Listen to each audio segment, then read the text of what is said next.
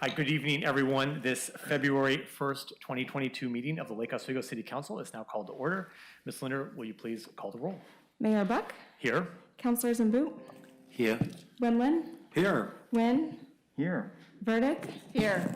And we have Councilor Rapp on Zoom and Councilor Mans. Here. Wonderful. Thank you very much.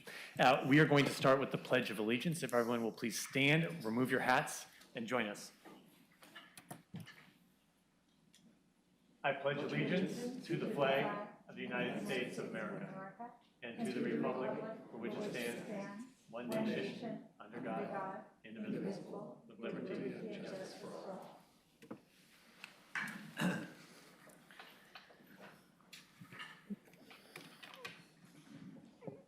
Every year since the 70s, the country has celebrated February as Black History Month. And this being the first day of February, we are going to kick off our celebration here in Lake Oswego with the reading of our city proclamation for Black History Month.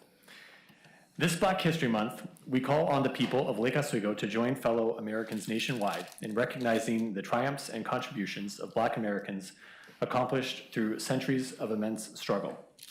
From the founding of our nation to Oregon statehood and to modern day, we honor the heritage of Black Americans by continuing to keep alive the stories of generations who came before. Whether reflective of an era long past or symbolic of modern day, these stories afford us a critical and relevant opportunity to reflect on how we continue working to fulfill the promises of equal rights and protections that framed our nation's founding.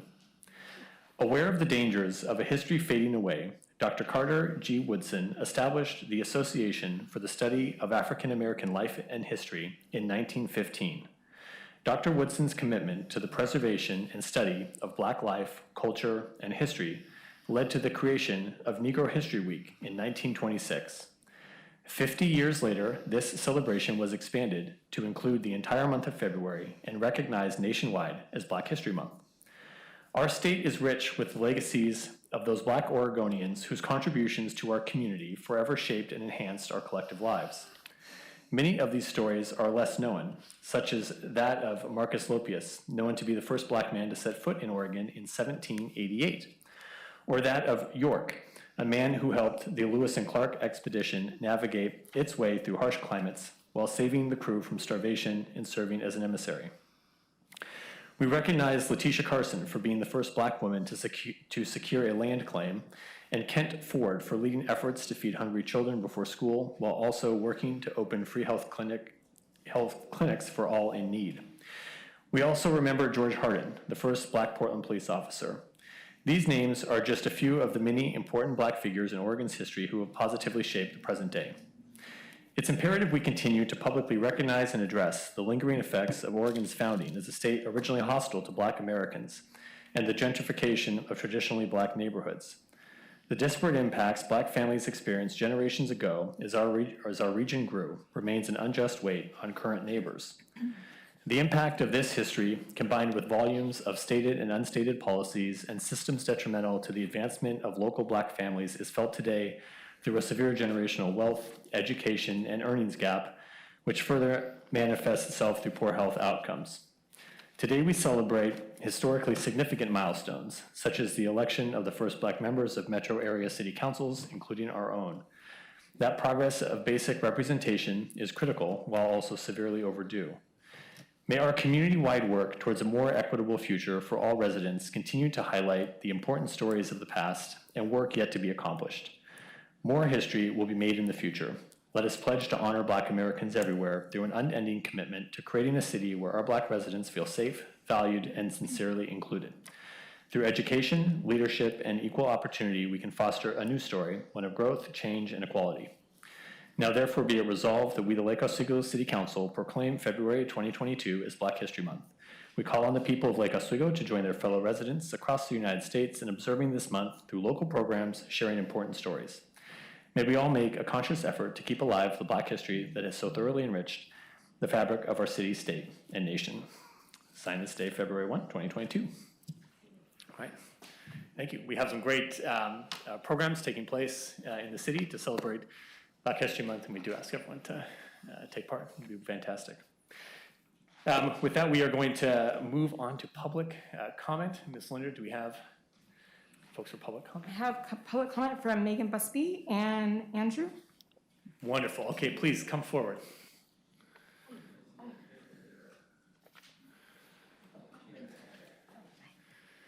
Have a seat. Welcome. Thank you. Hi, Megan Busby, 17986 St. Clair Drive, Lake Oswego. I'd like to say thank you so much for your collaboration at the park, Rasik, especially hearing the neighbourhood on needing a playground. The importance of a playground is really about community building, but also about safety. As a gun violence reduction advocate, it's really important that we have safe spaces for families to meet, to come together, that is neutral. A home is not always the safest place for families to come together. We need playgrounds for our children, and we need sheltered picnic tables, places where parents can talk, share their daily challenges, have a laugh, but also watch their children safely play in a playground. Another thing about a playground and community building is that it really does enhance the quality of life for the mother that has her child at the skateboard park, or the carer, the parent, that has a child on the field.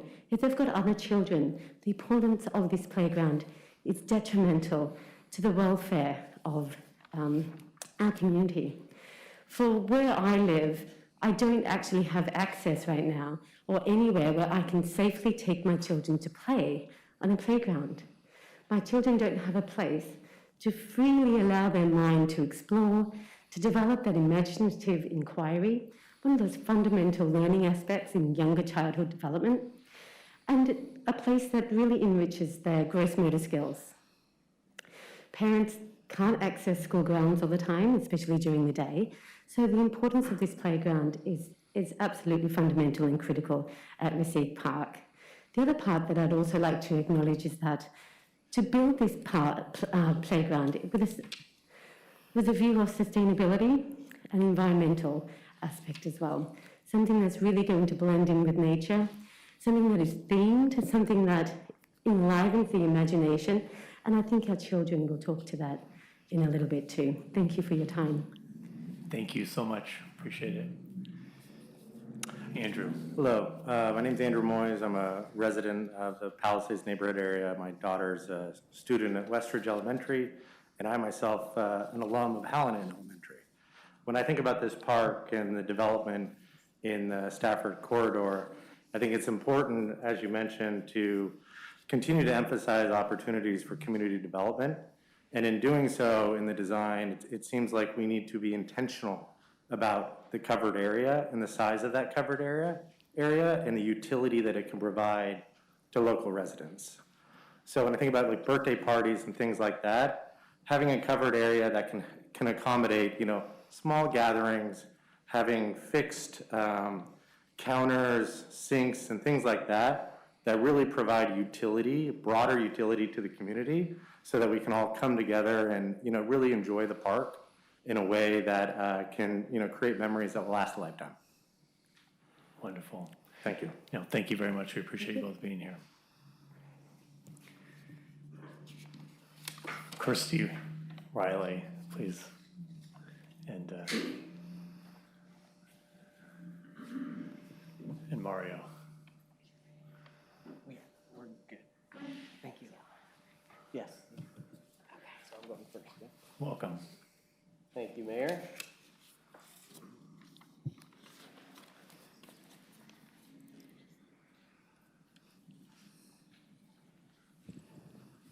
All right, I'm Mario Campbell, living in the Palisades neighborhood, and I am also the vice chair of the Palisades Neighborhood Association, and just wanted to convey our thanks for continuously working with us by providing different requests, which seem kind of standard, a playground for kids, a covered area and whatnot, along with the fields and the skate park. And I know my child is really excited. She's a skateboarder learning how to do that, and being 7 years old, who you'll all meet here in a little bit.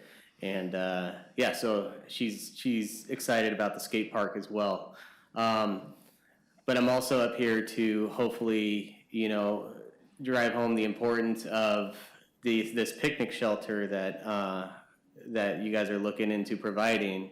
And with that, as you can see, we've seen this map before where these are all picnic shelters that Lake Oswego offers, where it provides, essentially a weather shelter in those cases that it rains here in Oregon, which obviously is not many days, but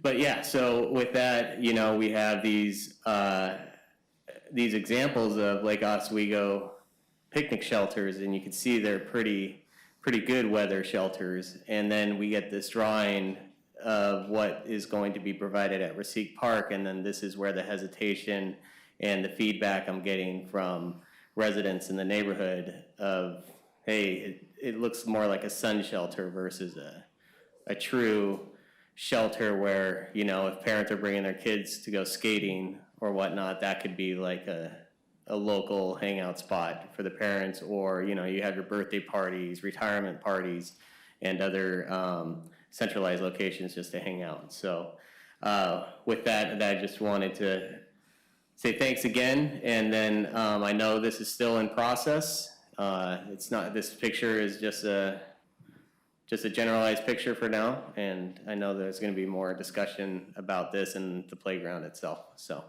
with that, thank you, and then Kirsty. Thank you. Hi. Hi, good evening. Thank you, Mayor Buck, for having us tonight. Good evening, council members. My name is Kirsty Riley, and I'm a board member with the Palisades Neighborhood Association, but I'm really here as a mom. My family and I are very excited about the development of Rosique, and I know that there's a lot of people here that are really excited about the skate park, my boys included. We appreciate that you have listened to the community and have decided to include a playground and picnic shelter. And we understand that the design process is moving forward and that changes are being made as a result of recent testimony, and we thank you for that. Before any changes are finalized, we would like to make sure that you understand the importance of this investment in our community. I don't need to tell you how few playgrounds we have on the south side of the lake. And as a neighborhood representative, I've learned that Lake Oswego is greatly lacking accessible playgrounds that serve children with special needs. Good playground design recognizes that every child plays and interacts with the world in different ways. Great playground design ignites the imagination. So I'd like to show you a few pictures here, this being one of them, of communities that took their playground design to the next level. And you can just go ahead and scroll through. Okay. I'd also like to suggest tonight that we design the playground around a theme that celebrates our city. It could be about the first peoples, the early settlers. We could even create a climbing rock inspired by the historic Willamette meteorite found not too far away. This is a tremendous opportunity for our community. We ask that the energy and resources going into Rosique are fairly distributed. If the city is investing in a state-of-the-art skate park, then we should also invest in a state-of-the-art playground. Thank you. Thank you so much. And now you have, So yes, we'd like to invite some of the residents who will be using the playground the most to share some drawings with you. We've,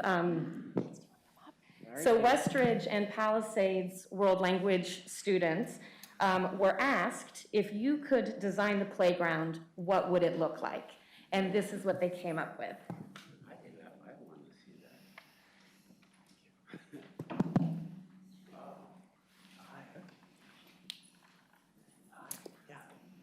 come on in. Hi. So I'm going to start with you. Okay, will you tell us what your name is and how old you are and what school you go to? I'm Audrey, and I'm 9 years old, and the school I go to is Westridge. Wonderful. And tell us about the picture that you drew. Well, my picture, It has a rock wall, so you and you can climb on it. Then there's a zip line that goes all the way across the top of it. Councilor Whalen loves that. He's all about that. And then there's lots of slides, like a little slide area. And then there's there's a part where there's like a tree house, and then there's lots of platforms going around the tree house. It's a very good pic. Do you mind if I take this and pass it so the counselors can take a look? Okay, I'm gonna share it now. Thank you. Thank you so much. We really appreciate you sharing that with us. This is a great drawing. Okay, now will you tell us your name and My name's Chelsea, how old are you? 7, And what school do you go to? Westridge. Wonderful. And now tell us about your ideal playground. Well, mine has a very tall slide, and there's a zip line and monkey bars and water spraying up to a bouncy bridge. Wow. Is that the slide right there? Or is that a ladder? Oh, wow. That's a wonderful drawing. Do you mind if I pass it? Oh, thank you so much. It's very good. Thank you so much for sharing that. Okay, what is your name? Hi, my name is Tesla, and I'm 7. Hi, Tesla. What school do you go to? I go to Westridge. Are you two in the same class? Oh, okay. Well, welcome. Here, to tell us about your ideal playground. My playground has a grass area to play soccer, and a rock wall, and a tire swing. It's very nice. Do you like to climb? It's very good. Do you mind if I share the drawing with the other counselors? Thank you, Tesla. Very good job. Hi, how are you doing?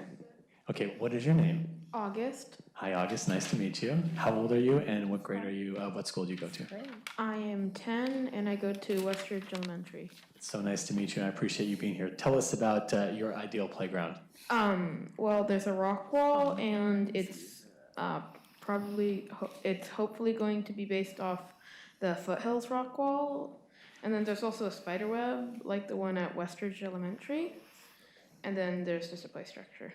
Everyone really likes the idea of the rock wall. Very popular. Okay, do you mind if we share, August? Thank you so much. It's great. Very good. Thank you. And hi. Are you two related to each other? Brothers. What is your name? Odin. Odin. Bowden. It's so nice to meet you. How old are you, and what school do you go to? I'm 7 and I go to Westridge. Tell me about your drawing here. It has a bird that is a rock wall and another rock wall. Another rock wall. But the bird being a rock wall, you've taken it up a notch there. He's got a rock wall bird. Very impressive. And a slide and 2 slides and a bridge. Are you excited for the new park? Yeah. That's good to hear. Can I share your drawing, Bowden? Thank you so much. That's very good. Yeah. Such good ideas. Hi, what is your name? Ayla, And how old are you? 6. What school do you go to? Westridge. And would you tell me a little bit about your drawing? Will you share it? Is this a drawing of a park? What's one thing you really like about going to a park? Yeah? You have the tunnel slides and swings, yeah? It's very good. Can I share this with the city council? Thank you so much, Taylor. Yes. Hi. Oh. And what's your name? Luca. And how old are you? 4. Do you agree? Are you the brother of Aunt here? Okay. Well, she did a great job. I appreciate each of you coming. Here's a special city pin like the one I'm wearing here. Here you go. Oh, that's cool. There you go. You already got one, okay. Thank you all. You all did a great job. Let's give them all a round of applause. Thank you all so much. Oh, do you want your drawings back or do you want us to keep them? No, we'd like you guys to keep them, and then we also have drawings to submit from other students That's from around, so. We have a total of over 150 Oh, and- drawings. Wonderful. We're just going to give you a sample. This is great. Joe, can we talk to them? Because I'm very impressed by these folks. Hey, guys, I'm a teacher. You have 1 minute. Yeah. You know, I'm a nice teacher. I love your stuff. Wow, we can keep them. And do you want me and the mayor come visit your school? Yeah. I am so impressed. I want to play soccer. I see the bird. I love the bird you climb. It's very cool. Who did that? Wow. And also, look, I think all of you, Audrey, Chelsea, the zip line, Audrey, I think I'll go with Councillor Wendland. We go. Yeah, let's do that. Yeah. So, man, I'm so impressed. Tesla, the soccer, you the best. I love soccer. Would you play with me? Great. And border, the bird you climb, I love. Guys, I'm impressed. You sold your stuff. I think you are good. Yeah, thank you. Thank you all very much. We really appreciate it. And they're not just, playgrounds are not just for children either. You can come and play anytime. Thank you so much. Thank you all very much. Thank you so much for coming, okay? Thank you for coming in, everybody. Thank you for having us. Yay. All right, guys, you guys can go back to your seats.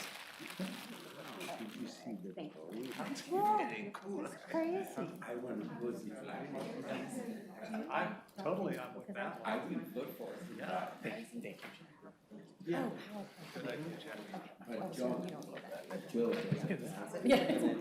Well, you know, the insurance policy too. Present with that insurance. Bye, Tesla. Okay, yeah, you just want to Pick the winner. That's it, sounds good.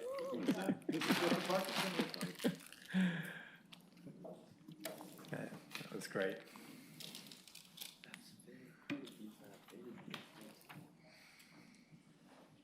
Okay. Now moving on to much less exciting things. We're going to conduct a legislative hearing here on Ordinance 2885, which is amending our system development charge exemptions for affordable housing. I'll invite Director Rooney, Director Siegel. Welcome to you both. Before we begin, we'll have Mr. Luce review the legislative hearing procedures for us. Jason. Thank you, Mayor. Yes, this is just a legislative procedure. Any members of the public that wish to speak may do so. They have a time limit of 3 minutes. Thank you very much, and we'll start with the staff report. Thank you, Mayor Buck, and members of the City Council, Scott Siegel, Community Development Director, and Erica Rooney. Yes, Erica Rooney, Public Works Director. Thank you. This is, as the City Attorney said, this is a legislative hearing for an amendment to the city system development charge regulations, which are fees that are assessed to new development and changes in use that generate additional traffic or demands on public infrastructure. This is before you following on a study session the council held late last year where you had directed staff to come back with a draft ordinance or proposed ordinance. What I would say would be refining our existing incentives for affordable housing. And so Ordinance 2885 is proposed with that in mind. And before I go over the contents of the ordinance, I thought I would provide a little bit of background on the city's housing plan, if you will. And we are asked about this from time to time, and people want to know what is the city's obligation or what is the city's goal for planning for housing, including housing that would meet the needs of our lower income community members. And we update our housing needs analysis approximately once every decade. And we could do that more frequently if we would like, but we are subject to state planning requirements under what's referred to as Goal 10, the housing goal, under the state's land use planning program. And the last time we updated our housing needs analysis was in 2013, and that was completed as part of our comprehensive plan update. And really what that looks at is land use planning for a variety of housing at different density levels and for different housing types to meet the needs of the community at different rent and price levels that are commensurate with family incomes or household incomes.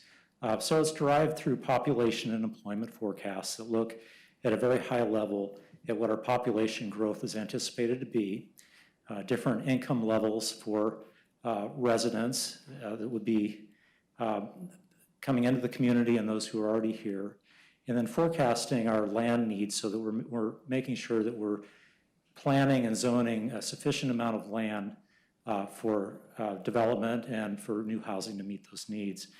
The high-level findings on that are that we were able to demonstrate that we met our housing needs for the next 20 years of growth from 2010 to 2035, so it was a 25-year projection. And we were able to meet those needs in a number of different income levels and for a variety of housing types.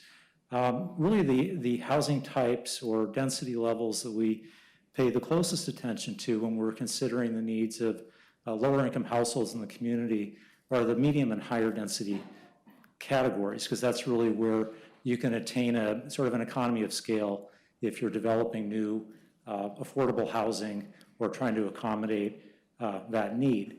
And what we found in 2013 was that we had sufficient land for higher density housing to meet that whole range of income levels, the needs of all of those income levels, primarily through infill and redevelopment of smaller parcels of land and properties within our town centers and employment areas. And so that's what you've observed over the past decade, is that we have infilled and we have grown in a very efficient way and have met a variety of income needs.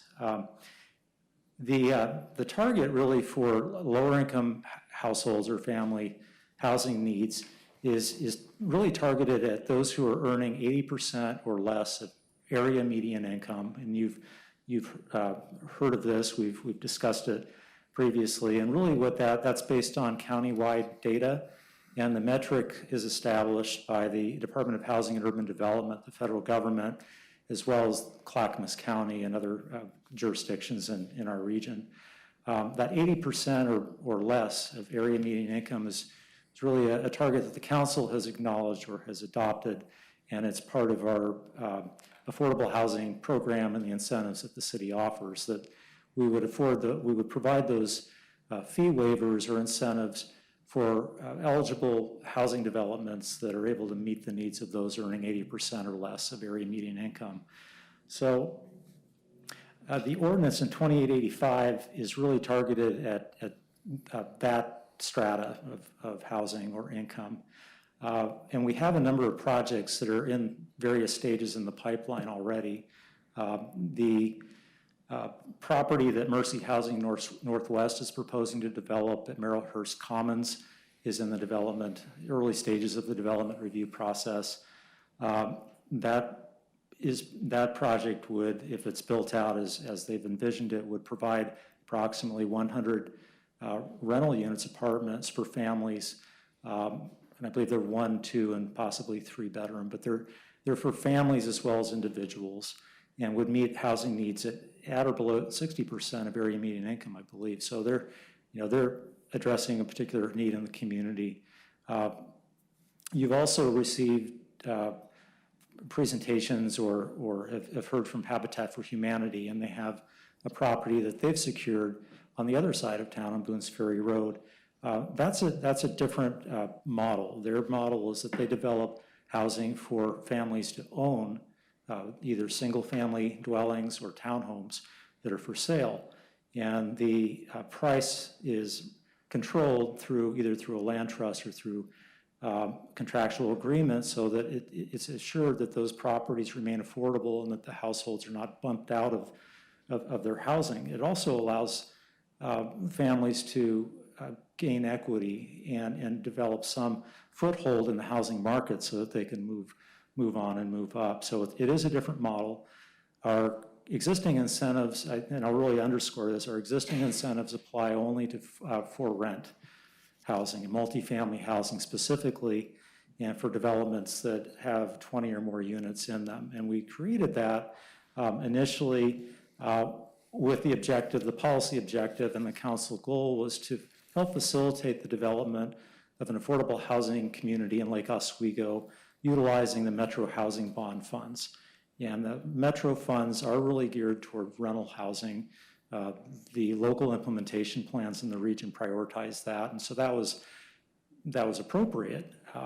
However, it doesn't really address these other needs in the community and other housing providers that are able to deliver a different type of housing, specifically for sale housing. So Ordinance 2885 would help meet the financial gap for production of income-targeted for sale housing as well as rental housing. It would amend the existing regulations, and it would ensure that the fee exemption is directed to those units that are income targeted, that are meeting the needs of lower income families, rather than providing a fee waiver for the entire development where only 10% or more of the units are guaranteed to be affordable. That would be a change to your existing ordinance, and was something that you had asked staff to follow up on. It would also, if the council approves the ordinance, it would also ensure that these affordable housing units remain affordable for a longer time frame. And the current requirement is that the units remain affordable for 10 years at least. Otherwise, the fees have to be paid. And as you'll see in the ordinance, it does extend that over a longer period of time. That was something the council specifically asked staff to research, and we have some information for you on that. And generally, what we were trying to do is, we looked at other jurisdictions that have mature housing programs to see how these different standards and metrics would line up with theirs, because they have some experience with this. They've been working with housing providers. The ordinance provides the following purpose and intent, which is really to meet the needs of people of all ages and abilities and different backgrounds and professions, income levels in the community, to ensure that they have equal and fair access to housing, both rental housing and for sale housing. This is the existing policy, and as I said, it's specifically for rental housing developments of 20 units or more. At least 10% of the units must meet affordability criteria, and when they do, the entire development, whether it's 20 units or 100 units, is eligible for fee waiver. And that includes both the system development charges as well as development review fees. The SDCs are really the larger assessment that is relevant here. The units, as I said, must meet the affordability requirement for at least 10 years. And then the metric, again, is meeting the needs of those earning 80% or less of area median income. And then the prices or the rent levels would be established so that these households or these families are spending not more than 30% of their income on housing. And in the case of for sale housing, that would be mortgage principal interest insurance. Typically, that's what they're looking at. The proposed ordinance would not modify the existing fee exemption for accessory dwelling units, and the city does exempt accessory dwelling units from payment of system development charges, and there is no development review fee for ADUs, provided the ADUs are not used as short-term rentals. And we require the owner to record a covenant agreeing that they will not use those as short-term rentals. Otherwise, the fees become payable or they're due. So here's just some background, and we looked at some of the other communities to see what they do. And rental versus for sale affordable housing, Ashland provides the SDC exemption for both. I mean, you can just kind of see all of these communities except one, Forest Grove, exempts SDCs, exempts payment of SDCs for at least rental housing, but usually both rental and for sale. Forest Grove is a deferral, so instead of requiring payment of the system development charges upon issuance of the building permit, they wait until just prior to occupancy, the final inspection of the unit, which it does save some carrying costs because it can take, several months or longer to develop those buildings. We looked at the income targets. This was a question the council wanted to know. Really, where do we, how do we compare with other jurisdictions? And currently, we have a standard of 80% or less of area median income, as I said, and that lines up, fairly well with other communities.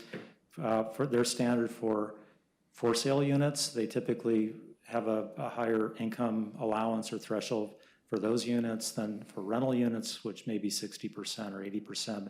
As you can see, if you establish that ceiling at 80% for both, you would be instead with other communities. And that's what the staff has prepared in the ordinance. So for the number of housing units, it's really, in all of the other jurisdictions that we surveyed, they provide the fee exemption only for those units that meet these criteria. They're not exempting a larger, a greater quantity of units.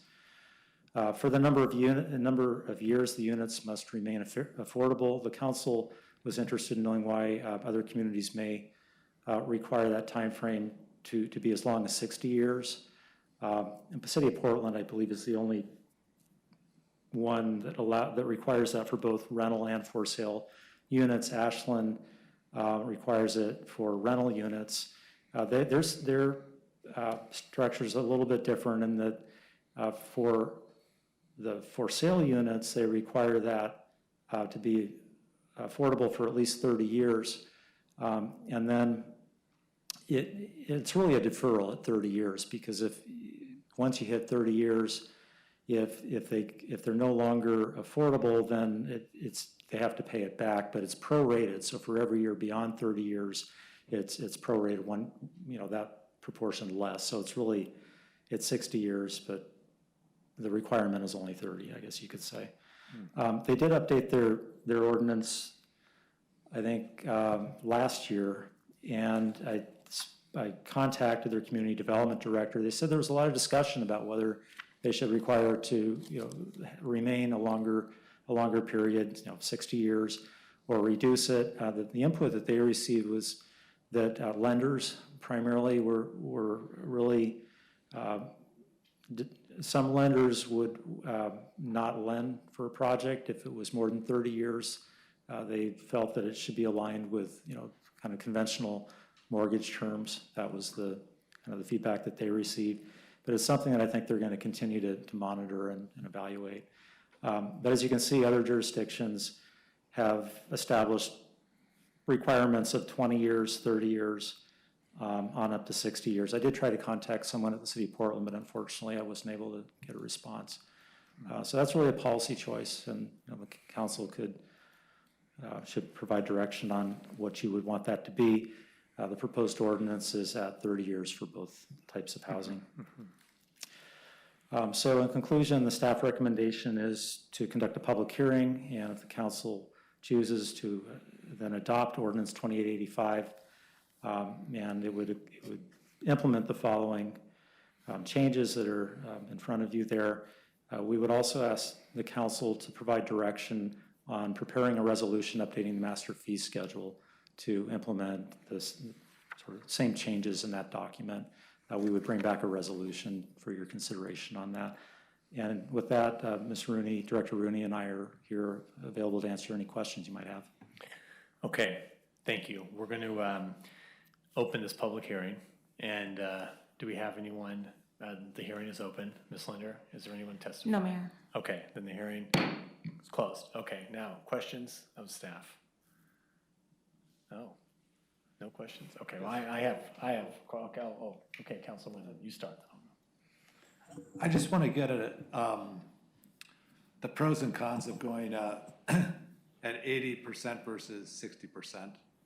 And what are the pros and cons to that? Well, if we, Councilor Wendland, if we sort of break it out between for sale and rental, beginning with rental housing, well, the pros are that you would have that housing stock, remain affordable for a longer duration of over 60 years. I mean, the downside perhaps is that just from an administrative standpoint, that's something that the city will have to monitor, continue to track. There may also be, I don't know, the further out that you go in terms of the life cycle of a building and maintenance responsibilities, perhaps the ability to refinance and do improvements to the property may be more restricted if it has that limitation on it. On the other hand, the developers who are proposing new units in Lake Oswego are in it for the long haul. I mean, they are, they have a record of developing and maintaining and operating these properties. So I think it really is a policy choice for you on that. On the for sale units, I think there is a the upside again would be a longer duration. Downside is this concern about lenders and being able to secure financing for some of these projects if they have that stipulation on for longer than 30 years. So you think the 30-year is kind of a sweet spot for everything? I think so. I mean, based on our research, I think that is the appropriate place to set the limit. And then is there do you have an opinion whether the AMI should be at 80% or 60%? Well, for sale units, 80% is, it's in line with what other communities, what other jurisdictions, housing providers are accustomed to. I mean, they are for sale, so they're typically going to be, it's entry-level housing essentially. So at a lower income bracket, it may be more difficult actually for those households to reach and then to move up and to sort of, cycle out of that and into permanent for sale housing if that's their desire. I think for rental housing, for deeply affordable housing, other jurisdictions have targeted even lower income categories or brackets. So I think the advantage to setting it at 80% is that you can always go lower, or housing providers can always come in and meet a lower income housing need.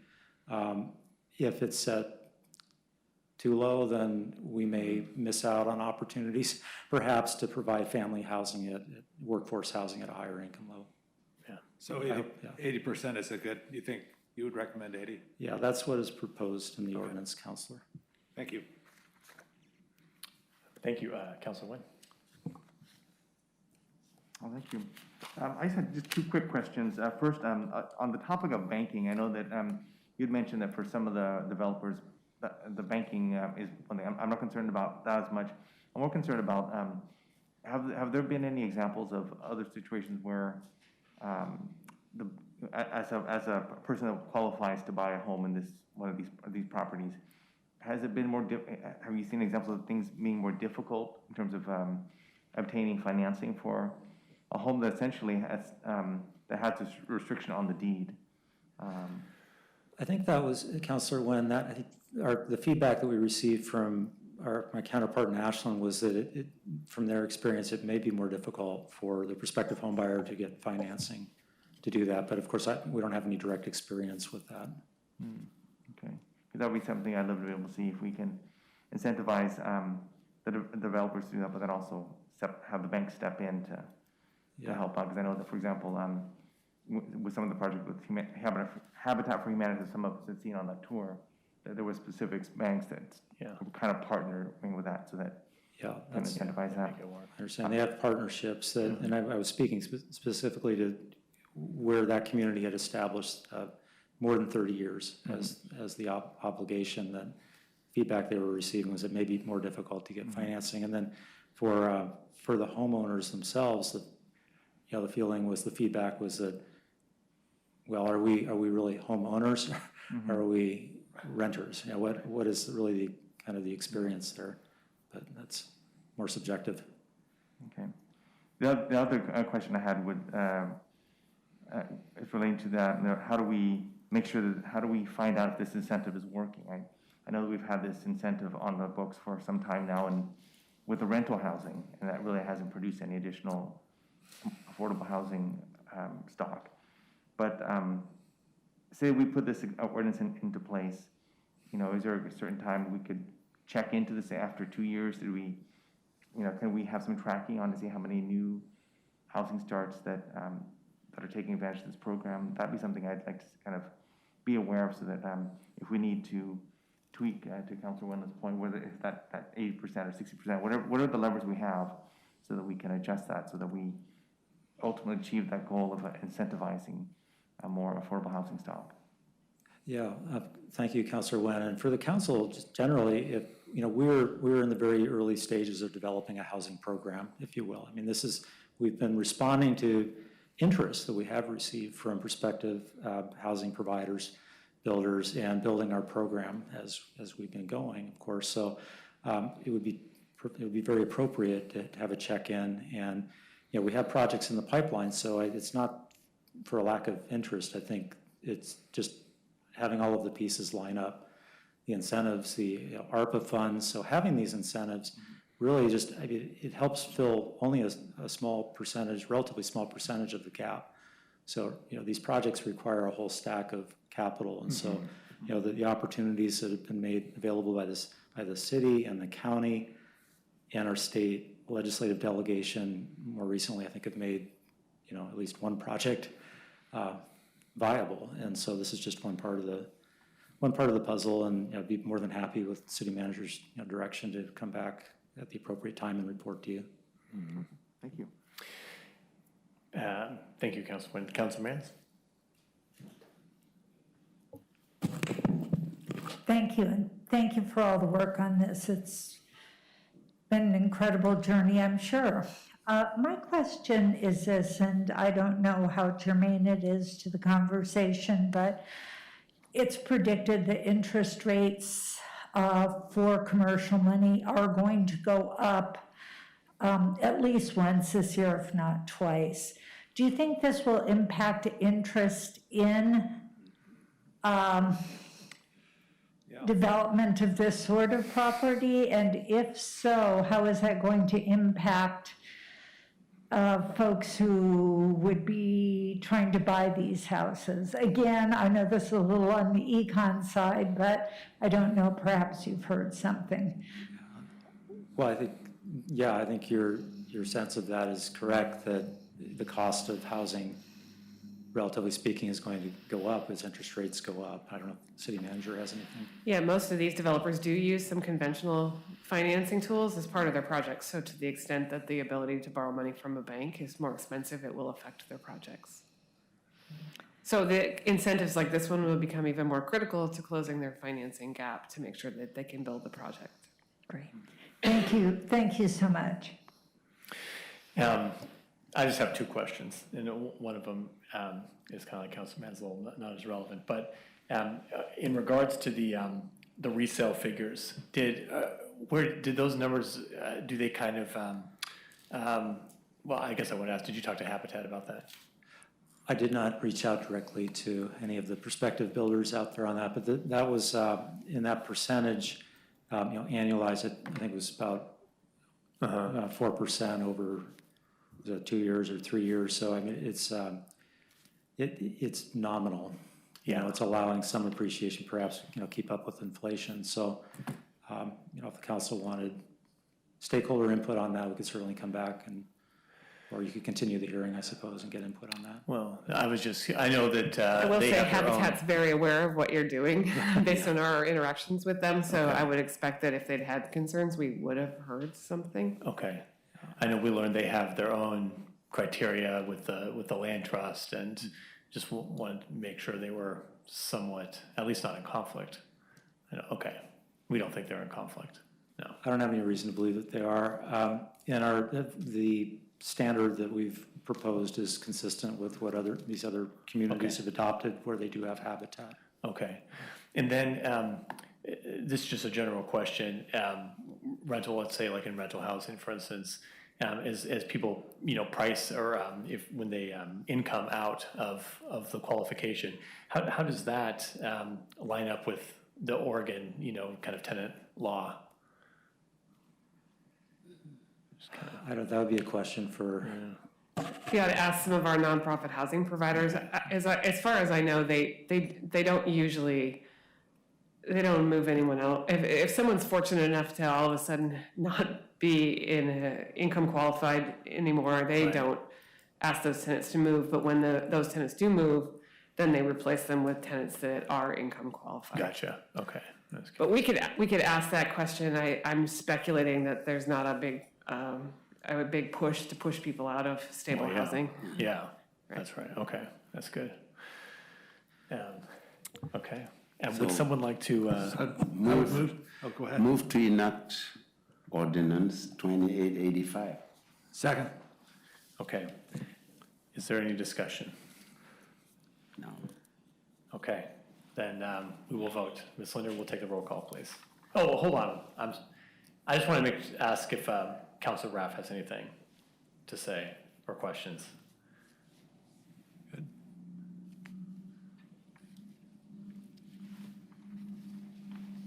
Is he there? Councilor Rapp, you there?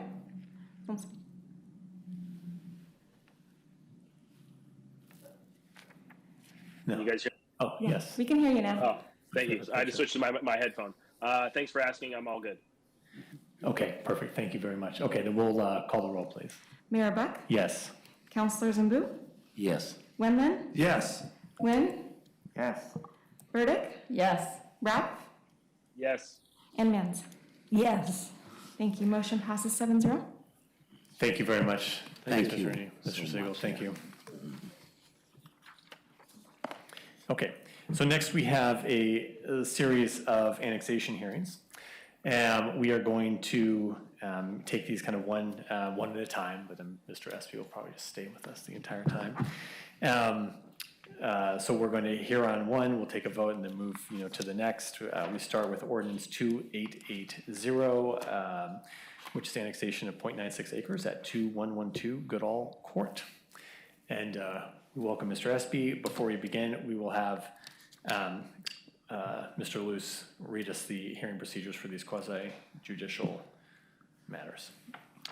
Thank you, Mayor and Council. As you mentioned, this is a quasi-judicial hearing, so the council will be sitting in a judicial manner. This land use request involves the application of the criteria and standards listed in the staff report, which is available from staff or at the table in the back of the room. Testimony and evidence must be directed towards the applicable criteria as listed in the staff report or such other criteria contained within the Lake Oswego Comp Plan land use regulations which you believe apply to this decision.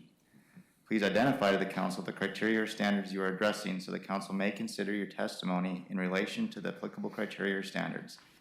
Failure to raise an issue accompanied by statements or evidence sufficient to afford the council and the parties an opportunity to respond to that issue precludes appeal to the Oregon Land Use Board of Appeals. Failure of the applicant to raise constitutional or other issues relating to proposed conditions of approval with sufficient specificity to it's a hard one. I'm going to change that. To allow the city council to respond to the issue precludes an action for damages in circuit court. The hearing process is as follows. Presentation by staff, testimony, well, in this case the staff is the applicant. Individuals will be allowed up to 5 minutes to speak. Any recognized homeowners associations are given up to 10 minutes to speak, and there will be a rebuttal of 5 minutes should that be necessary. At this point, the council has not indicated that anyone has had any ex parte contacts, bias, or any financial conflicts of interest. I'll turn it over to you, Mayor. Okay, wonderful. And that applying to all of these hearings? This applies to the next, yes, Yeah. 3 hearings, Okay. I believe it is. Okay, so we're making that declaration right now. All right. Okay. Mr. Espy. Thank you. Staff report. Mayor Buck, members of the council, my name is Paul Espy. I'm with the Long Range Planning Department, and we have before us this evening 4 properties being considered for annexation at 2112 Goodall Court, 19255 Benfield Avenue, 16730 Babson Place, and 16805 Gassner Lane. The Benfield Avenue property is being considered under the expedited review process, and the other ones are all public hearings. The two properties associated with the 2112 Goodall Court are located west of Goodall Road near the intersection of Goodall and Noss Road in the Forest Highlands neighborhood.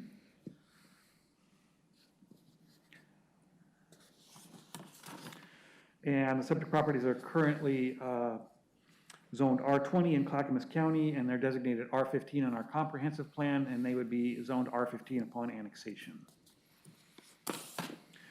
Sanitary sewer is available in Goodall Road. There's a 10-inch line in Goodall Road, and then there is also an 8-inch line in Goodall Court. Water service is also available from Lake Oswego 4-inch public water main in Goodall Court and an 8-inch water main in Goodall Road.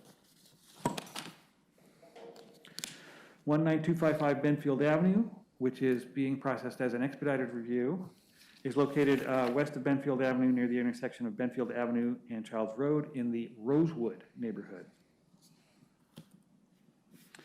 The subject property is under Clackamas County's jurisdiction and is designated R10 in the city's comprehensive plan and will be designated R10 upon annexation. Sewer and water service available from the city of Lake Oswego 8-inch collection line and lateral in Benfield Avenue along the site frontage, and this sewer was constructed by the city of Lake Oswego, and the city established a zone of benefit requiring the zone charge to be paid as a condition of connecting to the public system. Water is available from a 6-inch River Grove Water District line in Benfield Avenue. They would remain a River Grove Water District customer upon annexation. I coupled these two annexations together, 16805 Gassner Lane and 16730 Babson Place. They are located on the south and north sides of Washington Court in the Lake Forest neighborhood. These properties are currently under Clackamas County's jurisdiction and zoned low-density residential. They're designated R7.5 in the city comprehensive plan and will be zoned R7.5 upon annexation. Sewer and water service, sanitary sewer can be made available from an existing manhole serving an 8-inch sewer line in Washington Court, right below, designated by the green circle here. And a sanitary main extension would be required from this manhole to serve the future development if the septic systems fail to serve the property, or if this 16730 property develops. So they would have to extend the sewer down Washington Court and up Babson Place to serve any future development on that property. The city, and so water is available from a 6-inch Lake Grove Water District line in Washington Court and Babson Place along the site frontages, and these properties will remain in the Lake Grove Water District upon annexation as well. Staff finds that these properties are within the urban services boundary and future service has been anticipated and planned for the city's sewer master plan, as well as all the other infrastructure mentioned in the staff reports in this presentation. And staff finds that the annexation is timely with regards to the public facilities and recommends approval of these 4 annexations this evening. Okay. Open for any questions. Thank you so much, Mr. Espy. So in regards to the Goodall Court annexation, Ordinance 2880, is there an applicant presentation? No applicant, no. Is there anyone, we will open the public hearing on that. Is there anyone here that would like to testify on Ordinance 2880? No, Mayor. Okay, we are going to close the public hearing. Does any member of the council have any questions for Mr. Espy on Ordinance 2880? Okay, is there I'd like to motion? enact Ordinance 2880. Move to approve ordinance, what is it, 880. 280? Is there any discussion? 2880, yeah. Okay, all those in favor say aye. Aye. Aye. Any, and Councilor Rath? Aye. Thank you very much. Any opposed? Great picture. Okay, that motion passes 7-0. Okay, now moving on to ordinance 2882. Is there an applicant presentation? No? No, Mayor. Okay, we're going to open the public hearing. Is there anyone to testify? No, Mayor. No one, okay. We're going to close the hearing. Any questions for Mr. Espy on ordinance 2882? No? Would someone like to move enactment? No. Move to enact 2882. Second? Okay, any discussion? Okay, seeing none, all those in favor, say aye. Aye. Aye. Thank you, Council Raff. Any opposed? Okay, motion passes 7-0. Moving on to ordinance 2883. Applicant presentation, no? Okay, we're going to open the public hearing. Is there anyone who would like to testify? No, Mayor. No, okay, then we're going to close the hearing. Any questions on this ordinance? Okay, would someone like to make a motion? Okay, I'll make it. Okay. Move to enact ordinance 2883. Is there a second? Second from Councilor Mans. Okay, any discussion? All right, all those in favor say aye. Aye. Any opposed? Okay, motion passes 7-0. And then finally, we have ordinance 2881. Would someone like to make a motion to approve? Move to enact ordinance 2881. Second. Thank you, Councilor Burdick. Any discussion? Okay, all those in favor say aye. Aye. Any opposed? All right, motion passes 7-0. Thank you so much, Mr. Espy. You're welcome. A great night. Okay. We know that's a lot of work, so let us at least recognize that. Yes. So, Good job. Thank you. yes, thank you. Yes. Thank you, yeah. I know, we make it so boring. I know. Welcome to the city. Okay, moving on. We have next the legislative, down into council business here, legislative update on the REACH code. Yes, and I think we're waiting for our sustainability program manager, who I'm Okay. sure did not expect those annexations to go quite so quickly. That's how we do it. Can I move to adopt the consent agenda? No, hold on, Tiger. You know, it is the year of the tiger, you know, so. Yes, it's true. It's the year of the tiger, so. Okay, yes, we can do that. We have these two items here, right? The intergovernmental agreements for the Willamette Shore right-of-way. So Councilor Willamette has moved adoption of the consent agenda. Is there a second? I'll second. Second from Councilor Nguyen. Okay, all those in favor say aye. Aye. We're just adopting the consent agenda. And just make sure that Councilor Raffi votes aye on that. Amanda, come on up. Oh, She doesn't hear me. come on up. Councilor Raffi, do you vote aye on the consent agenda? I did, and Okay, sorry. You can let Councilor Wendland know that I'll send him a personalized autograph picture. Thank you. That is our favorite one. Okay, motion passes 7-0. Okay. All right, Ms. Watson, welcome. She's here and is, no, Mr. Don? Mr. Don? No. Mr. Don. Oh, you mean Brian? The building official. No, he's not here. Amanda's got it covered, and I just want you all to know this is Amanda's first presentation to you. Yes. So can you, Yes. yeah. Congratulations and welcome. It's great to have you here. Apologies, I was late, you guys. Oh, no. Thank Thank you for being here. Yeah, so thank you. Good evening, Mayor and councilors. My name is Owen Watson. I'm the City Sustainability Program Manager. And I'm here to provide you a brief update on a bill that is the state legislature is considering in the short session that began just today. And Amanda, can I make you pull that microphone closer to your face, Yes, I please? got a double mask here too, Yes. so let me know if you can't hear me. Thank you. So this is a building codes bill, and it relates to the city's sustainability and climate action plan goals, which is why I'm here presenting it to you here today. And the ask is for your support of this bill and to authorize staff to engage with a coalition of partners that's working to pass it during the short session. So the bill is called the Local Option Reach Code Bill. It was just introduced as Senate Bill 1518, so that's an update from what's in the staff report. And the bill would give cities the option to adopt the Oregon Reach Code as a minimum required construction standard in their jurisdictions. So the Oregon Reach Code is an optional set of building construction standards that's developed by the State Building Code Division that developers can choose to follow if they wish to build to a higher standard of energy efficiency. And residential and commercial projects that are built to this REACH code have to be at least 10% more energy efficient than buildings that are built to the standard base code, statewide base code. So this local option REACH code bill is significant for us because it provides cities like Lake Oswego the ability to require greater energy efficiency in new buildings in their jurisdictions. And this is particularly significant for cities that have climate action sustainability goals that go beyond what the state is currently committed to, of which we are one. As you all know, we have a climate action goal to achieve net zero emissions in buildings by 2045. And so this aligns directly with that goal we have in here in Lake Oswego.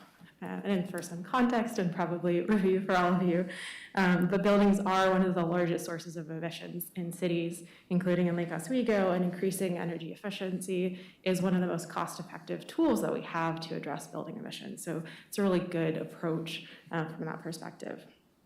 Greater energy efficiency also provides benefits for residents.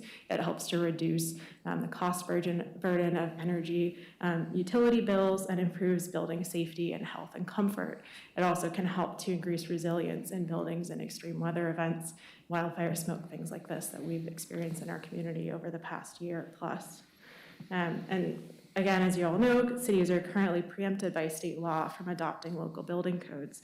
And so that limits the available actions that we have to address building emissions. So really what this bill does is it would provide an additional tool in our toolbox to address emissions in the city. It provides an option for cities to adopt the REACH code. And so in that sense, it promotes local decision-making, but it still preserves the statewide buildings code system that we have. So it provides consistency across the state for developers and for building inspectors that are working across the state.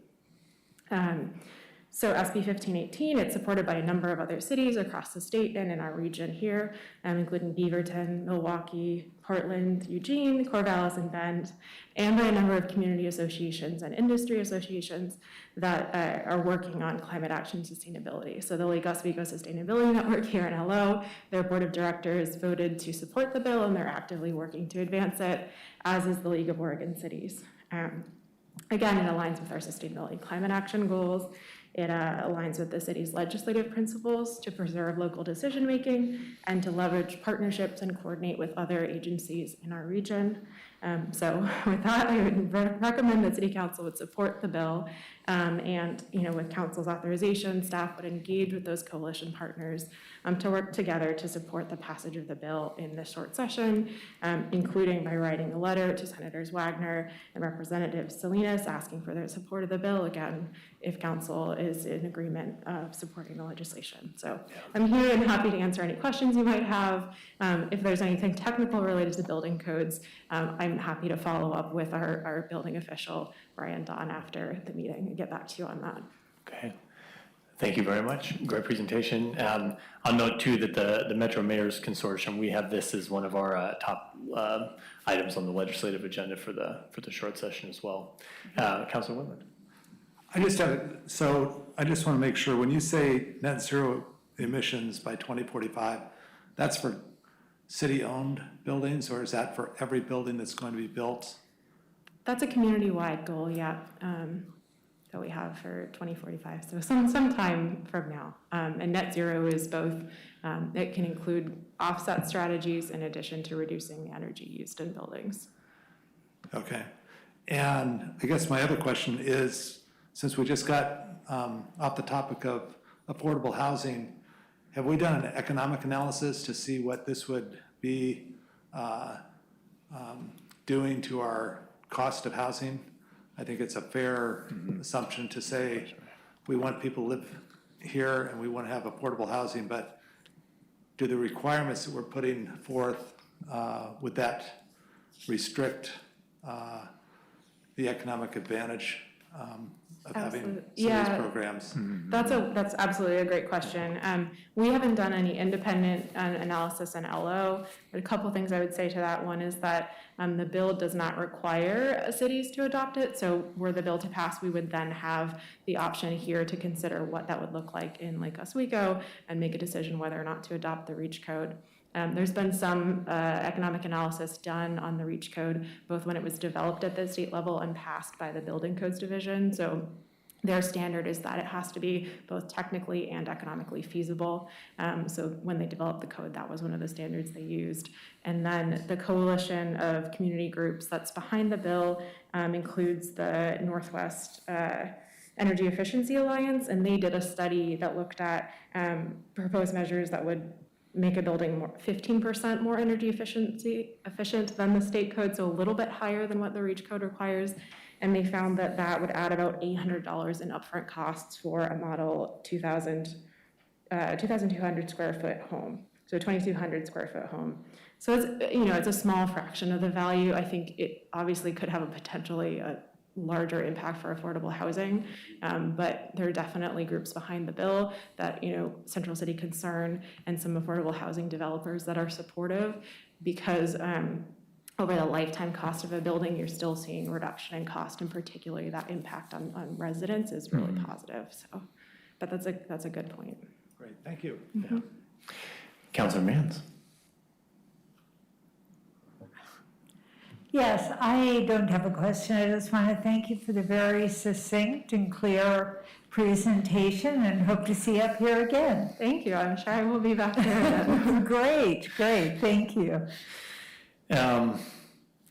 Okay, is council supportive of nodding? Okay. Do you need a vote on this, or we don't really have it?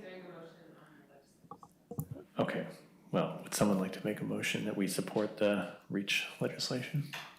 Move to support this piece of legislation on building code. Second. Second from Councilor Burdick. Okay, any further discussion?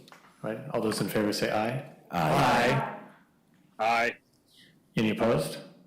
All right, passes 7-0. Ms. Watson, thank you very much. Thank you. Appreciate it. And if there's opportunities for us to testify or whatnot, just let us know. Yeah, absolutely. Okay. Thank you. In addition to the, we'll put the heat on the, especially way here. Okay, and now since Council Winden, thank you for moving us to the consent agenda. We now come to information from council. Does anyone have anything they'd like to share, council-wise? Council Mans, you? No, I took the week off. Thank you. Oh, okay. I guess we had a Parks and Rec meeting with their board, and I will say that I don't know if you can call it trickle-down policymaking and programs, but they have established and talked about the equity, inclusion, diversity program that we've been, talking about for quite some time. It's now getting down into the commission level, and they really have embraced it, and I'm very excited for them to move forward and find out what they're doing. So I guess top level work eventually does get to the whole community. So anyway, just a very positive meeting. So that's it. That's great. Okay, thank you so much. DEI Advisory Board, they met now we're February, in January, talking about they had a good a group discussion around the goals that they put forth to us as a council that we received in our goal setting packet, or our board and commission goal packet, and just discussing how they can support the council in accomplishing those goals as we go through the years. And then at the regional level, we had a C4 Metro Subcommittee meeting, as well as an MPAC meeting. A lot of the discussion right now still centers around I-205. As I mentioned, votes at JPAC and MPAC were on the I-205 expansion and tolling amendment that ODOT has requested have both been delayed, at least now until this month, February, but it's still an open question whether or not those votes will take place. ODOT came to JPAC, ODOT also came to MPAC, and there's pretty much region-wide support around a more coordinated effort, very much akin to the steps that we laid forth in our council resolution. Other cities have then since adopted resolutions very similar to ours. But I will say there has not been much movement on ODOT's part yet, so the future, more to come. But I'll say the region's very coordinated around the topic. And I'm sure you all noted too that the I-5 project is now short hundreds of millions of dollars in funding as well. So kind of ripe for a more coordinated discussion on how we're going to fund these important transportation improvements while also, mitigating the environmental impacts of transportation and providing alternative modes for people to get around, especially in our neck of the woods where we have so few. The other thing to note is that Tigard is around impact. The city of Tigard has put in for a midterm UGB expansion, and they did that recently. And so that's most likely going to be coming around impact too. Yeah, I'm not quite sure where it is or how big it is, but I don't think it's too big. Maybe we should have a 4-city agreement. No, we did hear an update from our partner, MPAC, who's at the port, and so they're turning Terminal 2 at the port into a mass timber campus, which is really interesting. I know we've talked around the mass timber and what that could mean for timber industry and construction of affordable housing, especially in Oregon. And so to see the Terminal 2 being put to that use is pretty exciting. So that's kind of a new thing they're doing out there. And then Metro has the trail money, the regional flexible funds that closes in a month. So I don't know. Yeah, okay. That's pretty much, make sure I got, so much of these meetings here. And that's pretty much it. MPAC this year, too, is going to be focusing on the supportive housing services. Metro Council President Peterson has asked that we really look at not just how do we get people out of homelessness, but what are the factors that are, she wants us to study the factors that are leading people to fall into homelessness in the first place. And then also looking at solutions. I mean, I think we all see that, the funding is now becoming available to site, transitional housing, whether it's turning a motel into, or citing the rest villages. But what we see at, each of those stops is real, severe weighty community opposition, neighborhood opposition to, those projects, being cited next to other things. So kind of looking at strategies for the local jurisdictions, because the counties can raise money, the state can raise money, but then when it comes down to, it's like bodies like ours and other cities that are having to make these decisions, then, that's what kind of puts the stop in building the infrastructure that's needed to address the homelessness issue, and it's not just homelessness, but it's even facilities for mental health care. Those face a lot of opposition too. Mental health care, behavioral health, like addiction treatment and stuff. People, they need a service, but no one, wants it in their neighborhood. So we're going to be looking at all those important issues this year. So lots to talk about. Okay, that's all I have. Councilor Nguyen. Oh, yes, I want to report on this year I'm liaison to the Sustainability Advisory Board, and we had an excellent meeting, and it's amazing to see our own Ms. Amanda Watson able to do things on the fly. We're able to put together an entire year's worth of meeting planning from January all the way out to the end of the year. So we have a topic for each meeting, and we are inviting guest speakers, and there'll be people from our own city staff talking about the wastewater treatment plant, and then they've also asked someone from the city to talk to them about emergency preparedness and a whole host of other things. So look to hear a lot from SAB. I've also encouraged them to strike when the iron's hot. So we have a receptive council this year, and I promise that I will support as long as I can. So while I'm still on council, so got any ideas? Strike when the iron's hot. So that's great. Okay, thank you. Okay, thank you all very much, Ms. Bennett. I have just two things. One, I think you probably got in your email boxes today a copy of a letter that Director Siegel sent to the Department of Land Conservation and Development about the rulemaking that's happening around climate-friendly and equitable communities. The letter supports the state's goals, but asks for three things. First, a longer rulemaking timeline. There's over 200 pages of rules that no one's really had a chance to process yet. Longer implementation timelines. I think the state's hoping that we would implement the new rules by the summer of next year. I think we know based on our past experience with land use matters that if you want to get your community on board with changes, you have to take more time. Our work on House Bill 2001 for me is a case in point where because we did really great work up front and a lot of community engagement, we really identified what the key issues that were for the community and are working on those issues as part of the adoption. And then requesting outcome-based approaches as opposed to prescriptive approaches for some of these rules, because when we look at them, an idea that might work in downtown Lake Oswego, for example, might not work in Lake Grove and vice versa. And so if you have very prescriptive rules and you have to apply one size fits all approach, then you don't, you're not able to take into account the local conditions or circumstances that really would make something actually work. So anyway, hopefully you'll agree with that letter. We didn't really have time to run it out in front of you before the commission meets later this week. And then last but not least, don't forget your goal setting. Homework is due to me tomorrow.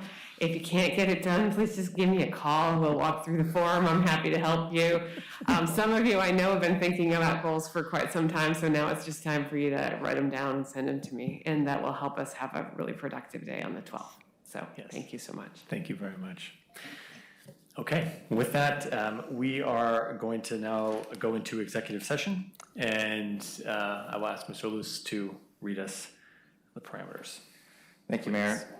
The Lake Oswego City Council will now meet under the authority of ORS 192.6602D to conduct deliberations with persons designated to carry on labor negotiations, and F, consider records that are exempt by law from public inspection. No final decisions will be made during this executive session. The media is not allowed to attend as it has to do with labor negotiations. Okay. Thank you very much. And just to note, this will conclude the broadcast portion of the meeting. We will not be returning after executive session. So we'll take a 5-minute recess and we'll reconvene in executive session. Thank you so much.